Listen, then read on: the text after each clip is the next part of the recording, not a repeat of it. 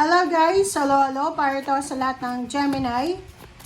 Gemini, this is a general monthly reading. So, tingnan natin kung anong messages, vibration, gabay, energy. I hope na nakuha nyo yung mga messages natin for the past readings. Okay, Gemini, spiritual insight, sacredness, 32.5. So, dito, Gemini, eto mabilis lang to eh. Sinasabi ng barahan sa'yo dito na lahat ng gagawin mo, tingnan mo to, diba, para siyang nagluluto. Lahat ng gagawin mo sa buhay, lahat ng plano, lahat ng gagawin mo, yung past mo, you need to give it to God. Give it to God and huwag kang matatakot. Okay? So you need to focus sa spiritual mong pamumuhay. Kumbaga, gawin mong center si God sa lahat ng mga plano mo sa buhay.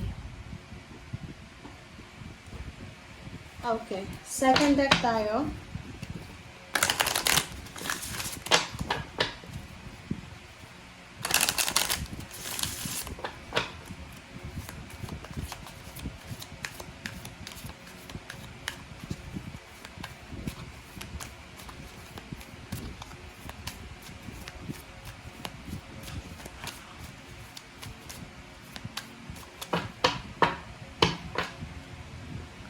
Okay, Gemini, accepting what is.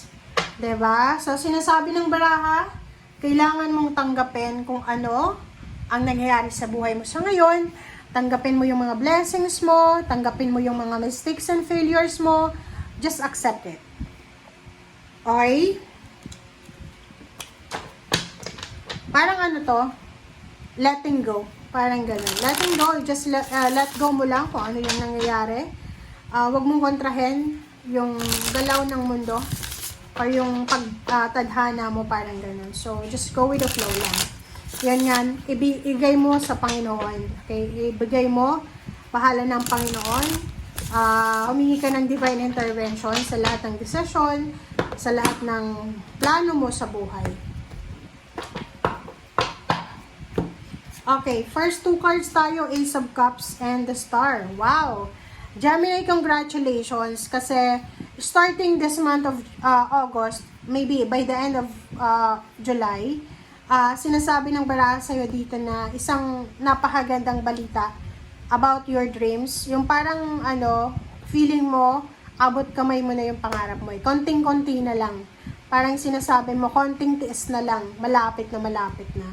So, sobrang celebratory yung energy na to. So, maraming selebrasyon na magaganap because of wish fulfillment, achievements, or kung ano man tong completion na posibleng makuha mo. Okay, next card natin, Eight of Cups. Nakikita ko sa'yo dito na instead na maghintay ka, like for example, nagpo-procrastinate ka, medyo, ang problema kasi sa Gemini, masyado silang mabilis masaktan, mabilis silang mapikon, mabilis silang ma-disappoint. So, sinasabi ng baraha, if in case may pagkakataon ngayon na August na to na mapikon ka, just let it go. Okay? Huwag mong patulan, huwag mong dibdibin. Just let it go. Okay? Okay, next card natin is the World and Queen of Swords. So, sinasabi ng baraha sa'yo dyan na isang pagkakataon ang ibibigay sa'yo ng universe para, like for example, literal to, na makapunta ka ng ibang bansa, matapos mo yung bahay na pinapaayos mo, makuha mo, ma-achieve mo yung lahat ng mga dreams and goals mo, and matapos lahat ng dapat tapusin. Wow! So, nakikita ko sa'yo dito na moving forward sa future mo, sobrang balanse, sobrang happy ka, satisfied ka sa buhay na meron ka. Okay, the Moon and Ace of Wands. So, sinasabi ng baraha na isang exciting na pangyayari ang posibleng darating sa'yo is either relationship, trabaho, international or local, completion, awards, rewards, congratulatory messages, ang posibleng matatanggap mo. Okay, High Priestess and Nine of Wands. So, sinasabi ng baraha, may iba ditong Gemini na medyo natatagalan siya sa blessings niya. Yung parang disappointed na siya, yung feeling niya, ang tagal dumating, di ba? And sinasabi ng baraha sa'yo, huwag kang magmamadali. Huwag kang magmamadali kasi may mga blessings na parating para sa buhay mo na minsan hindi mo yan nararamdaman, minsan hindi mo nakikita kasi milagro yan. Okay? So, kung ano man na hinihintay natin, wag natin yun wag tayong mainip, wag tayong magalit na dahil sa sobrang paghihintay natin. Okay, King of Cups. Sinasabi ng baraha sa'yo dito na kaya mong kontrolin ang buhay mo, especially emosyon. So, for the month of August, nakikita ko na sobra kang happy, satisfied, and sobrang kalmado yung buhay mo. Alright, so next card natin is Temperance, diba? So, sabi ko sa'yo, if in case may mga bagay-bagay na disappointing, just let go, be patient. And the World card and Queen of Swords, sinasabi ng baraha sa'yo na yun, napakabilis na balita, maraming good news, maraming communication, it's either chat, call, email, or pwedeng personal na ibabalita sa'yo. So, maraming good news dito.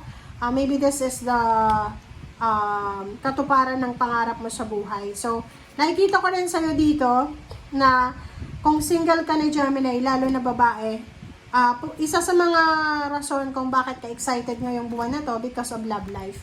Pwedeng may manligaw sa'yo or kung lalaki ka, may nagugustuhan ka or may magkakagusto sa'yo. And yung last card mo dito is Eight of Wheels. Yung Eight of Wheels na to, this is job.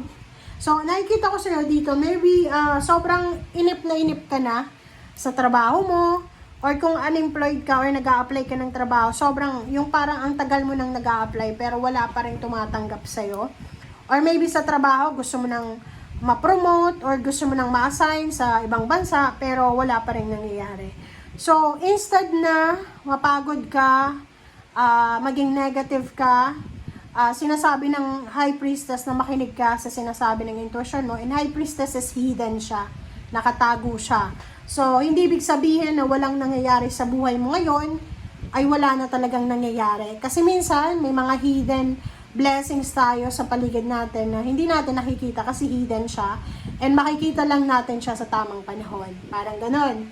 And sa ilalim niya is Magician and Ace of Cups. So, ihanda mo ang sarili mo, Gemini, para sa mga unexpected happenings na pwedeng mangyari, na pwedeng magdala sa'yo ng happiness, joy, and prosperity, and completion simula ngayong August. Okay? Thank you guys for watching. Bye!